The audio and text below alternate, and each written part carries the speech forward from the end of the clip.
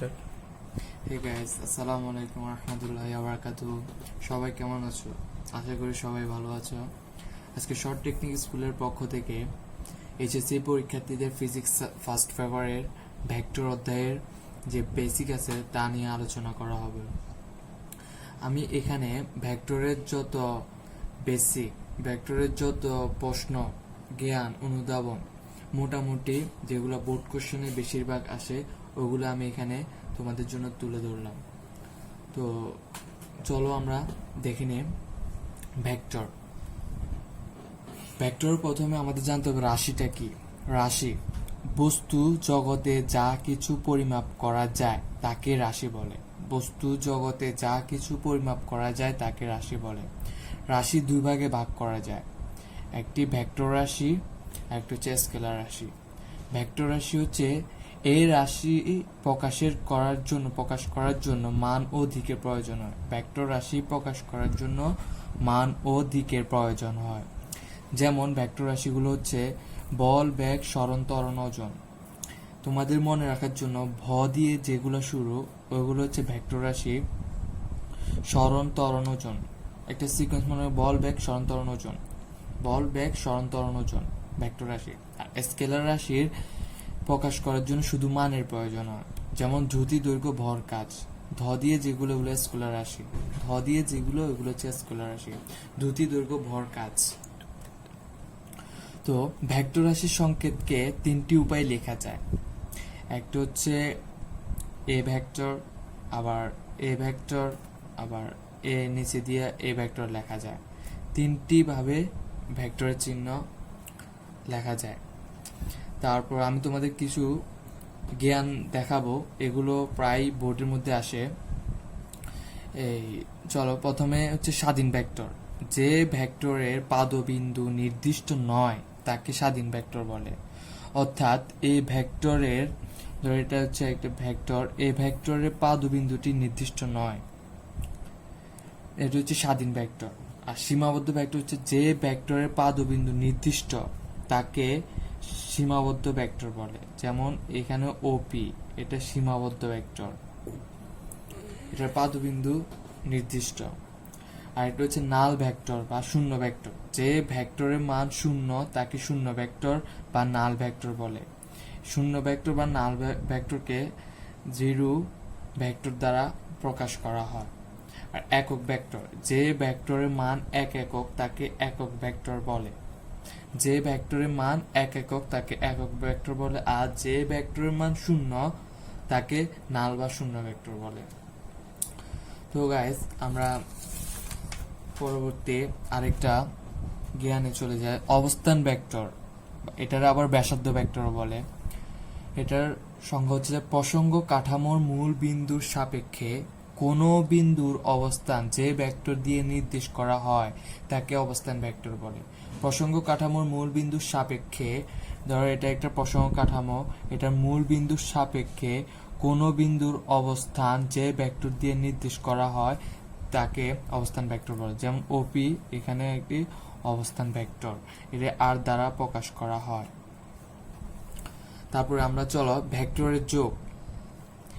ভেক্টরের যোগ কিভাবে হয়, এখানে আমরা একটা চিত্র অঙ্কন করছি। এখানে দেখো, এটা হচ্ছে সি ভেক্টর, ওপি হচ্ছে যা এ ভেক্টর, আর পি আর হচ্ছে যা বি ভেক্টর। তো আমরা OP plus P R plus O R, আমরা জানি যে বিন্দু থেকে শুরু হয়ে তীর চিহ্নটা যদি এভাবে হয় তাহলে প্লাস, আর এটার যদি বিপরীত দিকে হয় তাহলে হচ্ছে মাইনাস। যেমন ধরো এটা এদিকে গেল, আবার এটা এদিকে আসছে, আবার এটা এদিকে গেছে, এটা বিপরীত দিকে। এখানে ওপি এ ভেক্টর, পি আর বি ভেক্টর, কিন্তু এটা বিপরীত দিকে, এই কারণে এটি মাইনাস। ওই পাশে যেমন এটা হচ্ছে যে A vector plus B vector minus C vector সমান সমান 0।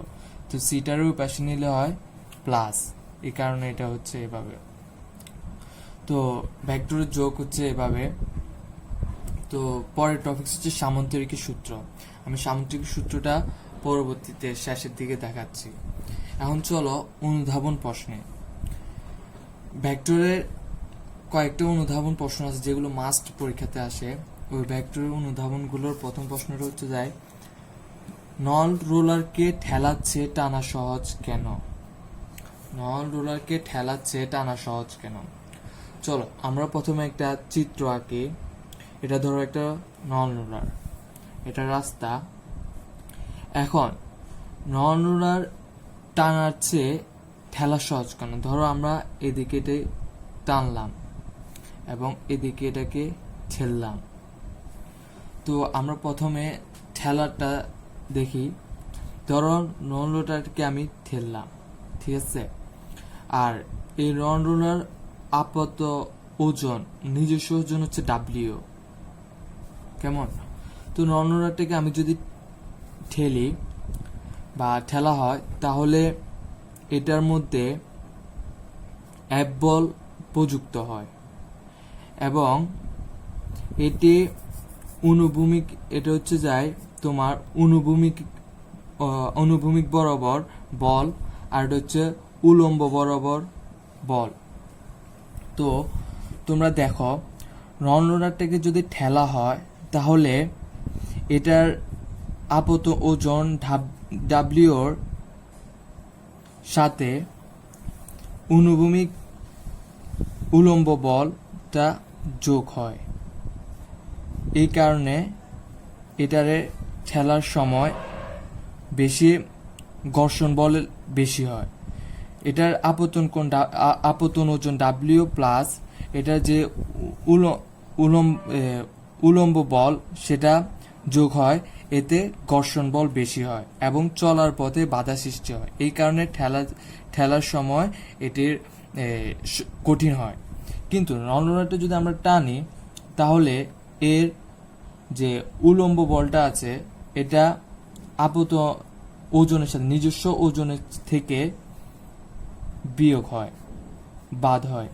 এই কারণে নল রোলারটা টানার সময় একদম হালকা মনে হয়, এত ঠেলার চেয়ে কঠিন মনে হয় না, এবং এর মধ্যে ঘর্ষণ বল কম হয় এবং হালকা মনে হয়। এই কারণে নল রোলারটা ঠেলার চেয়ে টানা সহজ। তোমরা আশা করি এটা বুঝছো। তো আমরা নেক্সট অনুধাবনে যাই। নৌকার গুণ টানার জন্য অনেক লম্বা দড়ি ব্যবহার করা হয় কেন? সাপোজ আমরা এখানে একটা নৌকা অঙ্কন করলাম। নৌকার এটা হচ্ছে উলম্ব বরাবর বল, এটা হচ্ছে অনুভূমিক বরাবর বল, এবং এটা হচ্ছে তার দড়ি। এখন এটার মধ্যে এটা অনুভূমিক বরাবর এটা থিটা কোণটা উৎপন্ন হয়েছে।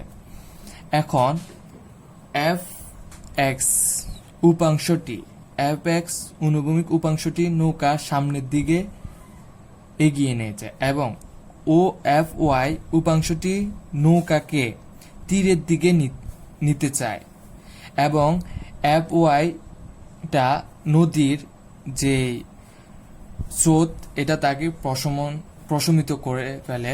এই কারণে এফ ওয়াই বলটা এক্ষেত্রে কাজে লাগে না, এফ এক্সটা কাজে লাগে। এফ এক্সের ক্রিয়ায় নৌকাটি সামনের দিকে এগিয়ে চলে, এফ এক্সটির ক্রিয়ায় নৌকাটি সামনের দিকে চলে যায়। তো এখন আমরা যদি নৌকার দড়িটা যদি অনেক বড় নিই, এখানে একটা নৌকার দড়ি নিলাম, এরপর আরেকটা নৌকার দড়ি নিলাম, তো এখানে যত আমরা দড়ি লম্বা নিতেছি, আমাদের থিটার মানটা কিন্তু ছোট হচ্ছে।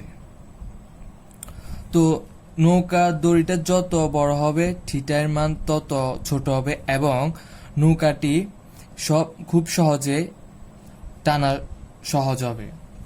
এই জন্য নৌকার গুণ টানার জন্য অনেক লম্বা দড়ি ব্যবহার করা হয়।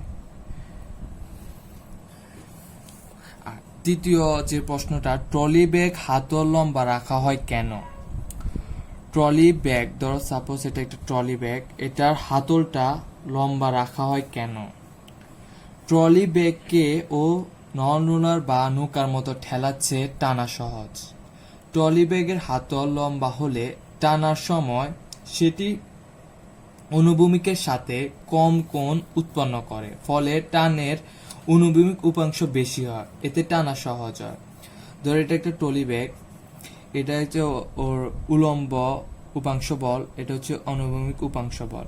এখন এই যে হাতলটা, এটা যদি আমরা যতই বড় নিই, এর থিটার মানটা ততই ছোট হয় এবং এটি টানা খুবই সহজ হয়, ফলে টানের অনুভূমিক উপাংশ বেশি হয়। এর ফলে ট্রলি ব্যাগ হাতল লম্বা রাখা হয়, তাহলে এর চলাচলটা খুব ইজিলি হয়। তো প্রশ্নটা হচ্ছে ট্রলি ব্যাগ হাতল লম্বা রাখা হয় কেন? এই কারণে, কারণ এটার অনুভূমিক উপাংশ বলটা বেশি হয় এবং এটি খুব সহজে এক স্থান থেকে অন্য স্থানে বহন করা যায়। তারপরে আমরা নেক্সট টপিক, একক ভেক্টরের সূত্র। আমরা জানি যে ভেক্টরের মান এক একক তাকে একক ভেক্টর বলে।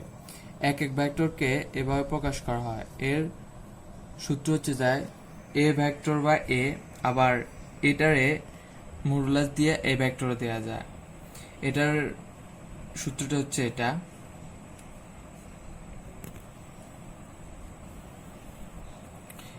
ax a prime plus ay j prime plus az k prime root over ax square y square z square। তো আমরা পরবর্তী টপিক, ডট গুণন। ডট গুণন কাকে বলে? দুটি ভেক্টরের গুণনে যদি একটি স্কেলার রাশি পাওয়া যায় তবে তাকে ডট গুণন বলে।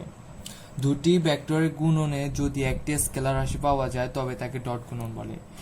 মনে রাখার জন্য যে ডটটাই হচ্ছে ডট গুণন। কোণ, ডট গুণনে যদি কোণ বের করতে বলা হয় কোণ, তাহলে A vector dot B vector equal to A B cos theta. আর যদি মান বের করতে হয় বলা হয় তাহলে A vector dot B vector equal to A X into B X plus A Y into B Y A Z into B Z. এটা হচ্ছে, এখানে এ হচ্ছে যায় একটা এ ভেক্টর আর এটা হচ্ছে বি ভেক্টর। এখানে দুইটা ভেক্টরকে ডটের মাধ্যমে গুণ করা হচ্ছে, গুণ করে যোগ করা হচ্ছে।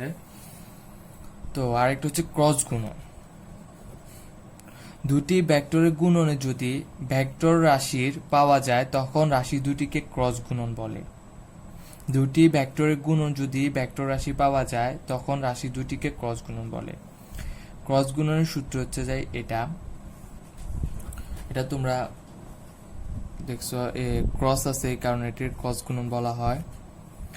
আরেকটা কথা, ডট গুণনে বিনিময় সূত্র মানে A vector dot B vector equal to, তোমরা এটার আগেও লিখতে পারো, এ ভেক্টর বি ভেক্টর আগেও লিখতে পারো, সমস্যা নাই।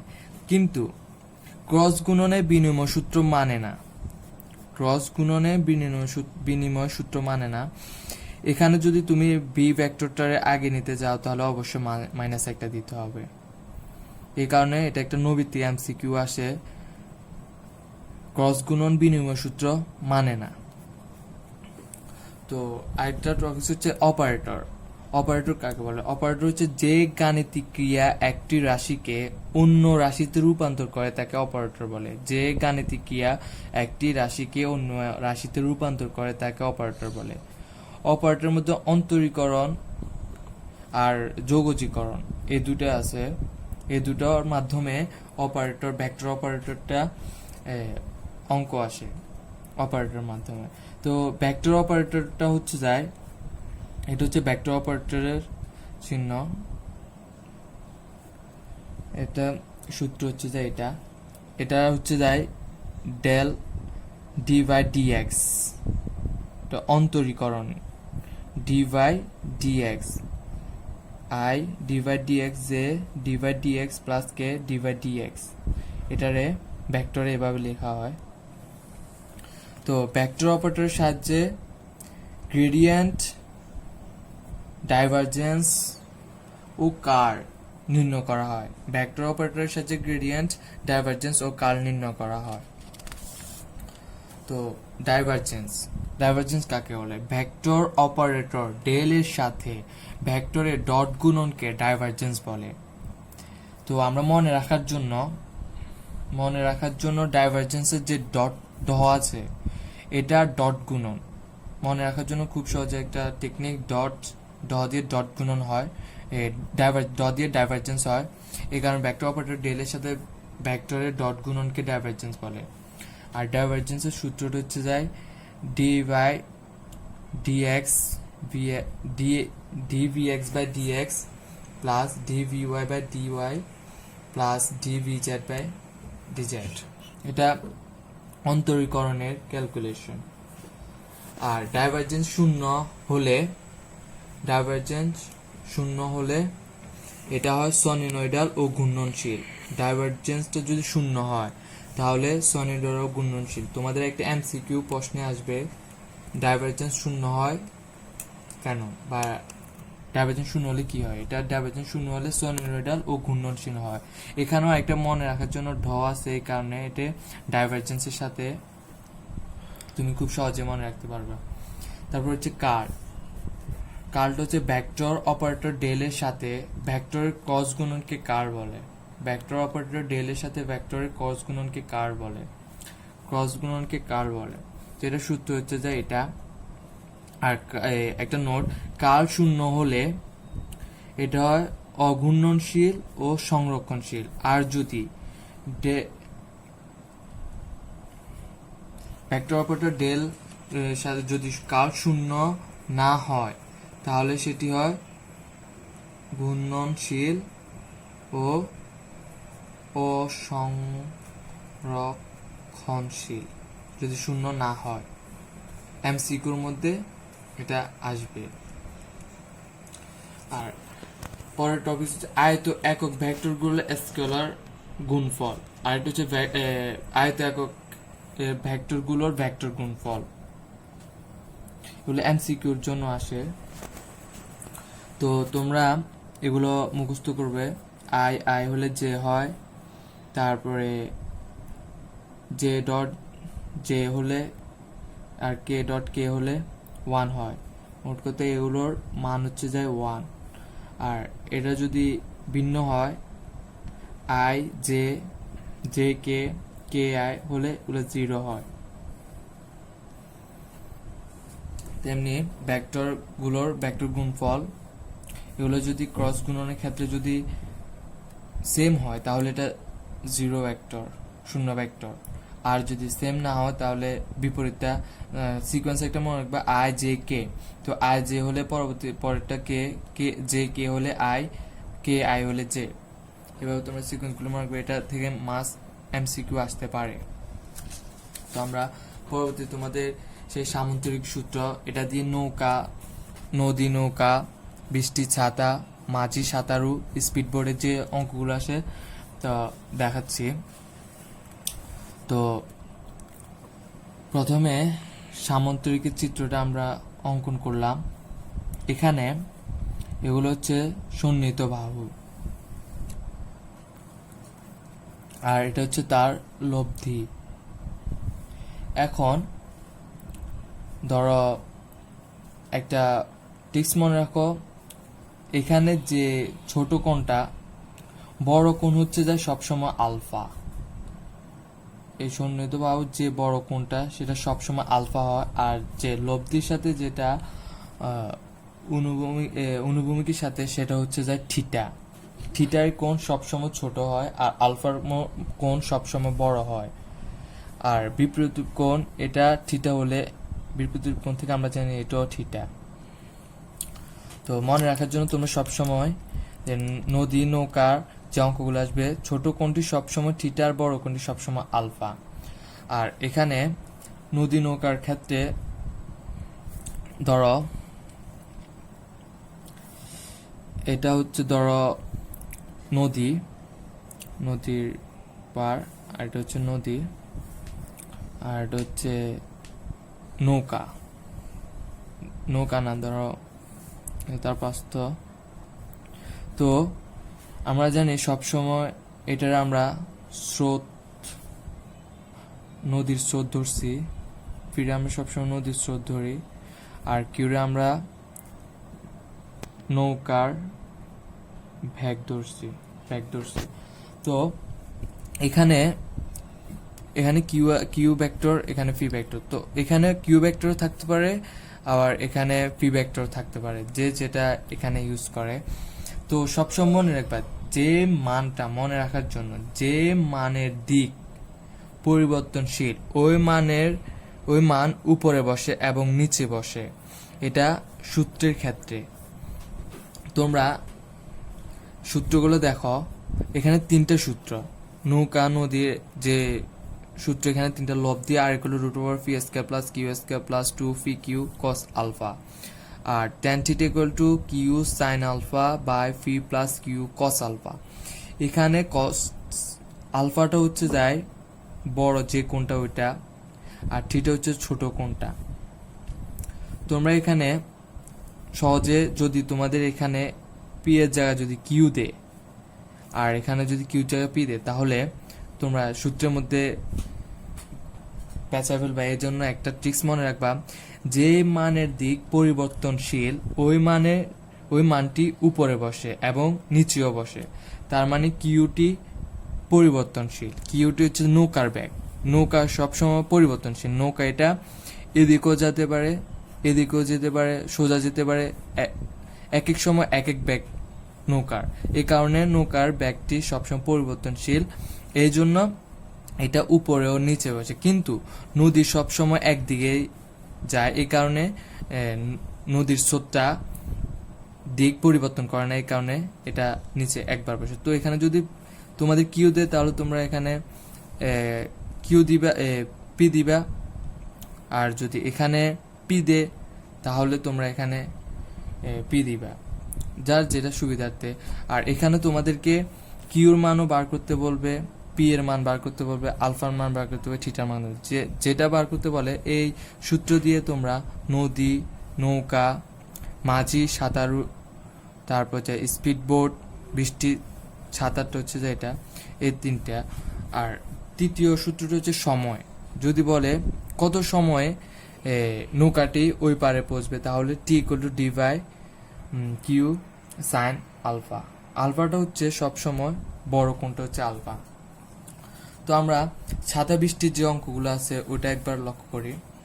ধরো আমি একটা চিত্র আঁকলাম, এটা হচ্ছে একটা মানুষ, এখানে সে ছাতাটা ধরলো, বৃষ্টিটা পড়তেছে।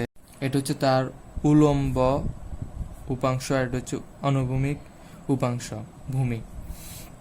তো বৃষ্টির অঙ্কটা দুইভাবে করা যায়। একটা প্রথম সূত্র, যদি আমরা উলম্ব ধরে অঙ্ক করি, তাহলে উলম্ব সরণ হবে tan theta equal to P by Q, tan theta equal to P by Q. এই সূত্র হচ্ছে, যদি আমরা উলম্বর ছাতার সাথে উলম্ব সূত্র থিটাটা ধরি, এটা হচ্ছে তার উলম্ব আর এটা হচ্ছে তার ছাতার লব্ধি। তাহলে যদি আমরা উলম্বের সাথে ধরি, তাহলে সূত্র হবে tan theta equal to P by Q. আর যদি আমরা যদি ভূমি বরাবর ধরি, তাহলে থিটার মানটা হবে, অনুভূমিক সরণ হবে tan theta equal to Q by P.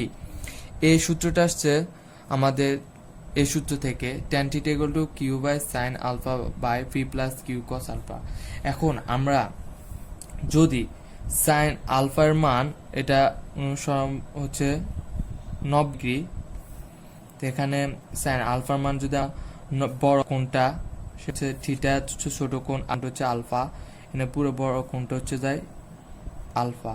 আলফার মান হচ্ছে যায় 90 ডিগ্রি। এই কারণ tan to Q sine 90 degree লিখলাম, P plus Q cos 90 degree. Sine 90 ডিগ্রির মান 1, কস 90 ডিগ্রির মান 0। এখানে কিউ বাই পি হচ্ছে tan theta equal to Q by P. এটা হচ্ছে অনুভূমিক সরণ, অর্থাৎ ভূমি বরাবর যে আমরা কোণটা ধরছি এই কোণটা।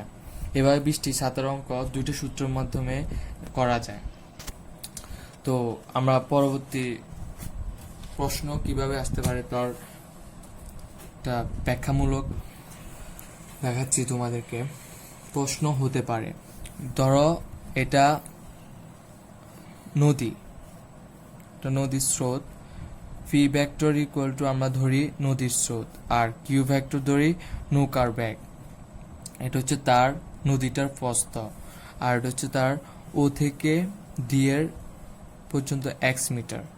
এখন যদি তোমাদেরকে বলা হয় এখান থেকে নৌকাটি যাত্রা শুরু করলে ডি বিন্দুতে পৌঁছতে কত সময় লাগবে, তাহলে তোমরা সময় সূত্র এটা দিয়ে অঙ্ক করবা।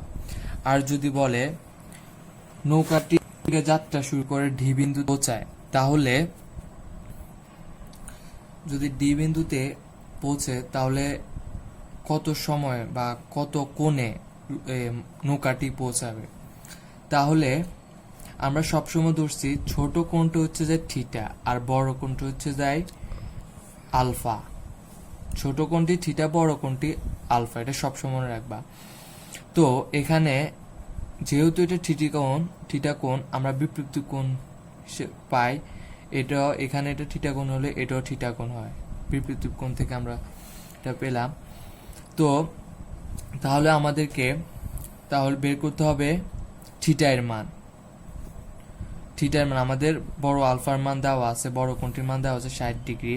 তো তাহলে আমরা এখানে আলফার জায়গায় 60 ডিগ্রি বসাবো। ধরো আমরা করলাম tan theta equal to Q sine আলফার মান 60 ডিগ্রি দেওয়া আছে, V plus Q cos 60 degree. ধরো আমরা এখানে মনে মনে নৌকার ব্যাগটি কিউ আমরা ধরে নিলাম 400 ms ইনভার্স, আর পি হচ্ছে যায় ধরো নদীর bag P equal to 40 ms inverse. তো আমরা বসালাম কিউর মান 400 সাইন 60 ডিগ্রি আর 40 প্লাস 400 কস 60 ডিগ্রি। এখান থেকে আমরা থিটার মানটা tan থিটা ইকুয়াল টু একটা মান পাবো। তো আমরা জানি আমাদেরকে বের করতে বলছে যে ও থেকে ডি এর দূরত্ব কত, ও থেকে ডি এর দূরত্ব কত। তখন আমরা যদি এটা আমরা থিটা ধরি তাহলে এটা হচ্ছে যায় লম্ব বাই ভূমি, আর আমরা জানি ট্যানের সূত্র হচ্ছে যায় লম্ব বাই ভূমি, অর্থাৎ লম্ব হচ্ছে ও এ আর ভূমি হচ্ছে সি ওডি। তো আমাদের একটা যে মানটা পাবো ওইখান থেকে আমরা মান বাড়লে, তো এখান থেকে আমরা ওডি এর মান পাবো। ওডি হচ্ছে যায় এক্স এর দূরত্ব। তো তোমরা এভাবে এক্স যদি বলে ও থেকে ডি এর দূরত্ব কত, তাহলে এভাবে তোমরা ট্যান থিটা দিয়ে সূত্র এটা দিয়ে ট্যান থিটা লম্ব বাই ভূমি এই সূত্র বসিয়ে মানটা বের করতে হবে। আর যদি বলে সময় কত সময় পৌঁছাবে, তাহলে তোমরা T equal to D by Q sine alpha এই সূত্রটা দিয়ে তোমরা বের করতে পারবে খুব সহজে। তো গাইস আমি এখানে তোমাদেরকে ব্যাগের মোটামুটি কিছু বেসিক ক্লাস নিয়েছি, অনেক বেসিক কিছু দিয়েছি। তোমরা যদি বুঝো তাহলে কমেন্ট বক্সে জানাবে, আর যদি না বুঝো তাও কমেন্ট বক্সে জানাবে। তো আমি নেক্সট ক্লাসে তোমাদেরকে ভেক্টরের একটা ডিটেলস ক্লাস নিব। আর যদি তোমরা কোনো সমস্যা থাকে তাহলে অবশ্যই কমেন্ট বক্সে জানাবে। আর তো গাইস আমার যদি ভিডিওটি ভালো লেগে থাকে তাহলে অবশ্যই আমার চ্যানেলটি সাবস্ক্রাইব করবা, আর তোমাদের বন্ধুদের কাছে এই ভিডিওটি শেয়ার করবা, লাইক কমেন্ট করবা। আর আজকের জন্য এখানে সমাপ্তি, নেক্সট ভিডিওতে আবার দেখা হবে। আল্লাহ হাফেজ।